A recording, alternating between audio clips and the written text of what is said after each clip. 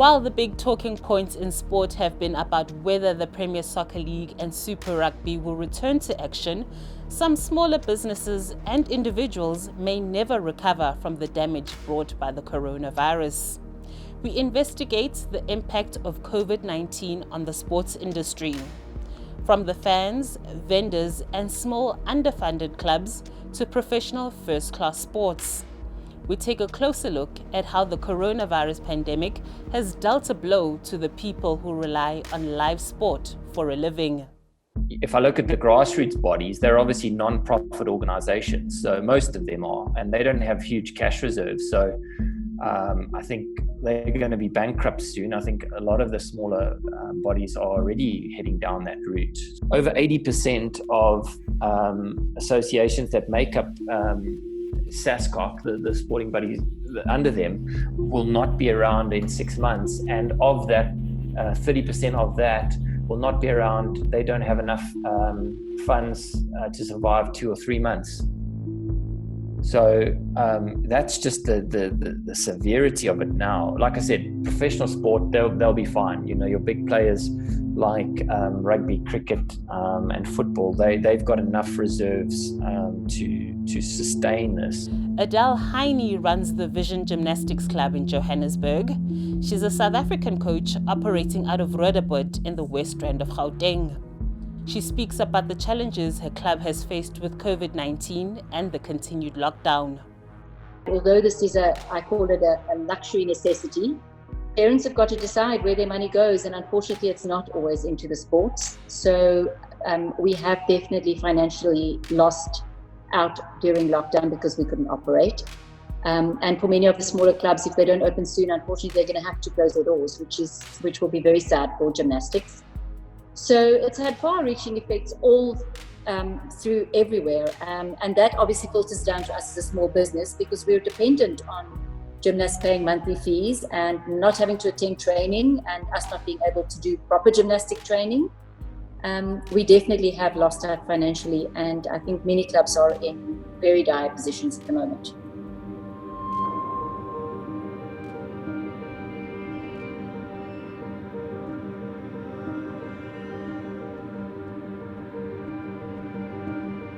We personally have lost over 50 gymnasts who've just said, listen, we've gone from a 2-income family to a 1-income family. My personal situation is exactly that.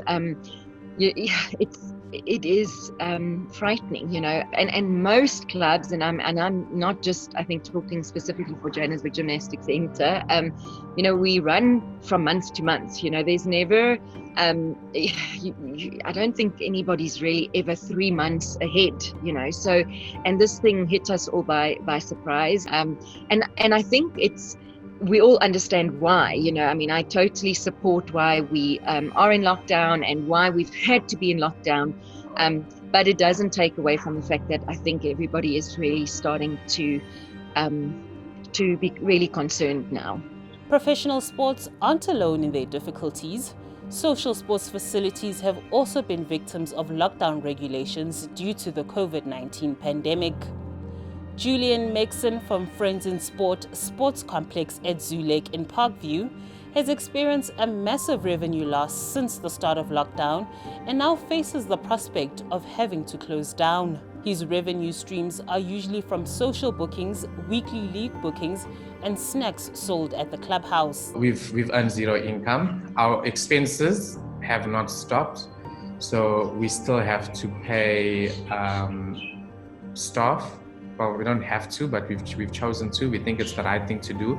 We've had rental, so this has been an extremely tough one for me to swallow. I've received monthly bills from the landlord. The landlord is the Johannesburg Property Company, who's the City of Johannesburg, and I've sent them a few emails asking, one, for either rental relief, or two, to stop our contract temporarily until lockdown regulations allow for us to trade. I did pay my rental in month 1. This month I'm not going to be paying it. Unfortunately, I'm not in a position to do so, and for the foreseeable future. So until lockdown is lifted, I won't be paying it, although the city of Johannesburg is requesting payment. Other than that, we've received bills for rates and taxes and water and lights, etc. We're still paying insurance, we're still paying security. A huge part of sports, whether it be at first-class level or down to social and self-funded clubs, is the presence or absence of sponsorships. Experts say external funding will be restricted significantly. One major code to feel the effects of a lack of games is the PSL. They confirmed that ABSA would end their 16-year association with the league at the conclusion of the 2019-20 campaign. You know, if you're in a tough space and a sport that traditionally hasn't attracted a lot of sponsorship, this is going to be a very difficult time because the economy is just going to be in such a tight shape that there's just not going to be a lot of spare money to go around from the big sponsors, but as well as the sort of more community-based sponsors are just not going to have the funds to support things that they might have ordinarily supported, more out of the goodness of their hearts than the exposure that came back from it. In any economic crisis, the first thing to go is marketing spend, and that's often linked into sponsorship. So a lot of sponsors that have had the opportunity to exit have, because their immediate concern is our business. And I think if you look at what the government is doing for sport, it's not a lot, and that's obviously a worry. I don't think there's any real economic relief for sporting bodies at the moment. I know that there's provision for kind of elite athletes, and in fairness, they need it the least out of all of us. If you look at the South African industry, sports industry as a whole, the main source we're sponsorship heavy in terms of income generation. So without sponsorship and backing of funders, there is no sport industry as far as I'm concerned. And we're in the same position here, is if people don't continue to invest, whether it's paying your membership fees or whether it's sponsors paying their sponsorship fees, I think a lot of these bodies will have to close. Despite the changes in sponsorship patterns among small sporting codes, sponsorship deals for commercial partners and first-class sporting codes may not be heavily affected. The sponsorship industry is going to be a really interesting unfolding story. The majority of sponsorship contracts are relatively long-term in nature. We're seeing a few things happen, and if I can give you the sort of general points that we're seeing a lot of sponsors and some really good partners are saying, look, we're a partner with these sports or this team or whatever it is that I'm involved in, and we're going to live through this with them. We're not going to stop paying them. We're going to continue to pay them. We might talk to them and say, right, what rights and benefits, what could you do more for me that you couldn't do, or potentially you can extend my contract. There's some renegotiating around the terms, but they're standing by, you know, what they'd committed to, and we're seeing that largely. There's also another sector of the economy, and you know, there's no prizes, I guess, for guessing which those are. There's certain industries that are under real stress. You know, you spoke about tourism and airlines and things like that. You know, they're going to have to really rethink about all parts of their business, and sponsorship, unfortunately, is going to be part of that as well. So there's definitely going to be some fallout in the sponsorship space. I think what's interesting from a commercial standpoint is the contractual obligations. So I think what sponsors will naturally do is they'll go to those smaller bodies and say, what can you deliver for us and what can't you deliver? Is there any way that we can pay you part of that? You know, if for instance, if your rights extend into the digital space, you can continue to deliver that and look to pay maybe part of the sponsorship fee, which would obviously still help. And I think, is there any way that these bodies then can extend the rights to next year? Fortunately, from a sponsorship perspective, we had strong relationship with most of our partners. So yes, it has impacted on the business across the board, but we haven't had any major sponsor pulling out. They understand the challenges that the industry is facing, that the world is facing. We have been engaging with a lot of our partners, the likes of Imperial, who've gladly said they're willing and they want to continue the relationship with us, the likes of Sun International, Enza, and a couple of other guys and that, and we're very, very grateful for that support. It's obviously now a cash flow item, which across the board, it's becoming under pressure. not just from our side, but our sponsors, the clients and things. And these are the conversations that we're having with all our sponsors in that, where we're saying, how do we manage the cash flow challenges that we're all facing? The reality is our industry is made up of small businesses. And all that those small businesses want is to get trading. And what we've done is we've put our policy forwards to government in how we believe we can be the safest. And it is a very strict and stringent policy. Our clubs have to apply, they will get a risk assessment, and they will only be allowed to trade depending on their risk assessment and depending on the level, with very strict social distancing and hygiene regulations in it. So we believe that we've done our part to regulate. And the part we need government to play with us is finally working with us and approving that policy, because once our clubs can start trading, then it solves the financial, in some ways, it solves the financial issue. The finances become a problem the longer we stay unable to trade economically. Our whole structure relies on the gymnasts being able to go to train, pay their small business who's doing the training for them. They register with us and they enter competitions. And so the cascade of the finances goes up in the organizations through the districts and provinces and national. So if we have no clubs and no gymnasts trading, in essence, the entire structure will collapse. With all the changes in the industry, including memberships being cancelled and sponsorship agreements being terminated, some clubs have implemented financial contingency plans, even making use of the National Relief Fund. We did submit our applications for those gymnasts who were eligible. We had 3 gymnasts who were eligible, and I'm really happy to say that all 3 were supported incredibly by the government. It's really been a huge support to those 3 gymnasts. That's all who qualified. So, the 19,000 others don't fall into that category. And the reality is we can't expect the government to support all 19,000. With us at Vision, we were really proactive. We immediately spoke to our landlord and requested a rent reduction. The directors took immediate salary cuts with immediate effect. We tapped into the UIF tourist funding. We have been fortunate that the South African Gymnastics Federation has also established a COVID-19 relief fund, which we were able to apply to.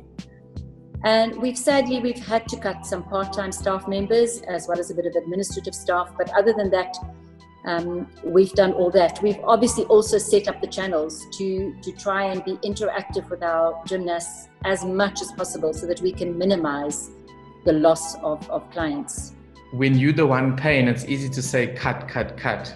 When you put yourself in the recipient's position, the last thing you want is a cut, cut, cut. So yeah, the first option would be potentially to reduce some of the expenses that I've alluded to that are maybe not so critical. The second thing is to pay a portion of wages and salaries, and thereafter to reconsider, operational survival. So I think there are plans in place, but at this stage, we're taking it one step and one day at a time.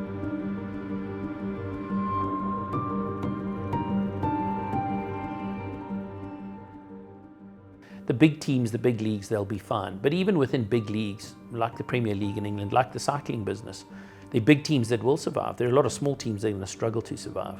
And I think the same thing is true for all sport. One of the biggest impacts that we're seeing that's coming out of COVID in this time is that if you were in bad shape going in, you're in deep trouble.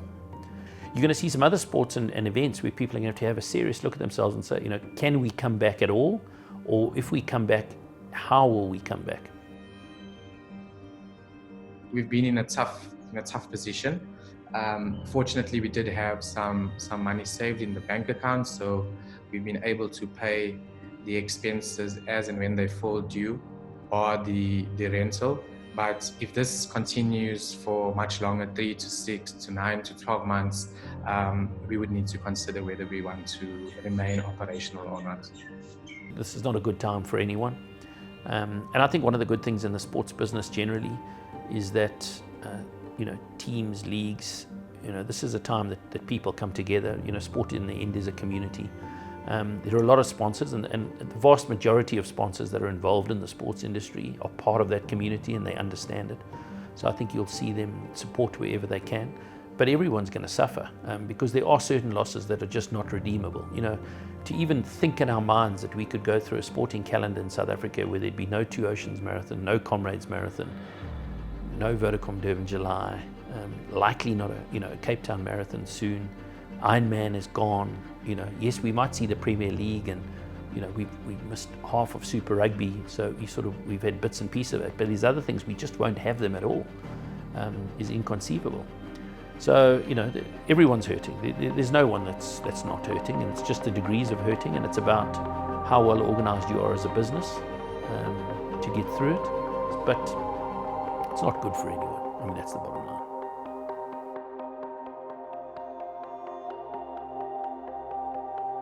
I think this is where governance is key. If some of these associations have boards, I think that's really where board members need to get behind the associations and really put in the work, because they're there to ultimately provide the guidance.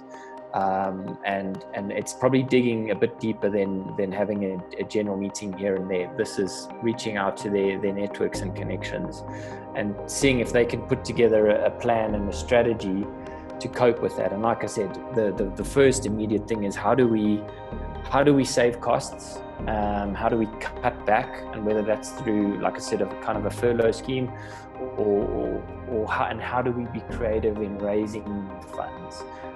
Do we open up to our members, or do we open up to the wider South African audience? So those are just some very basic kind of principles which gymnastics have followed, and I think a lot of the other bodies can follow that. But again, what needs to happen is that we need to be collaborative as an industry, and people need to just get back themselves to get out of this, and hopefully that happens, because every industry is heavily impacted by this.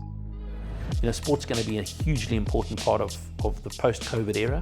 How we celebrate getting back to normal, how we enjoy life, how we spend time with our friends and family, and I think it's the one part of people's lives that they've massively missed and have expressed it with any social listening that we've done across Africa, across Asia, across the United States, Europe, wherever we are, is we're seeing just how much people realizing now how much they miss sport, both from a watching, fandom, participation perspective. So I really expect it to bounce back pretty quickly. Again, it's going to be under some pressure. There's going to certainly be some financial fallout, but largely sport's going to play a hugely important role in the post-COVID era.